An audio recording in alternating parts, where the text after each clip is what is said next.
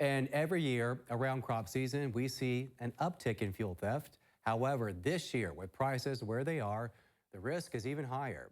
Farmers are being urged to stay alert as law enforcement works to get ahead of fuel theft this season. 44 News reporter Courtney Green takes a look at what farmers can do to protect their equipment.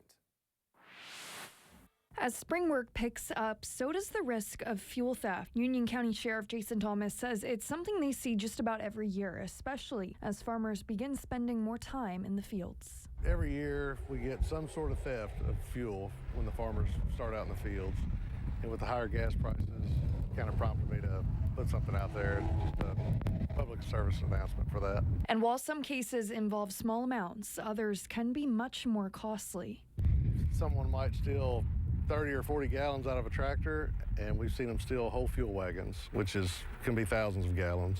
That's why the sheriff is encouraging people to take extra steps to protect their fuel supplies. One thing I would urge the farmers to do is check their fuel gauge at the end of the day, and then check it again when they start the next day. It's kind of hard to do, but if they kind of keep up with it, just to make sure they're not being nickel and dimed.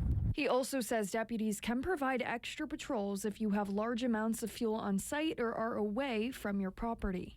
They could ask for an extra patrol if they have a large amount of fuel somewhere overnight. The sheriff says if you notice any suspicious activity, don't wait to report it. Reporting here in Union County, Courtney Green, 44 News.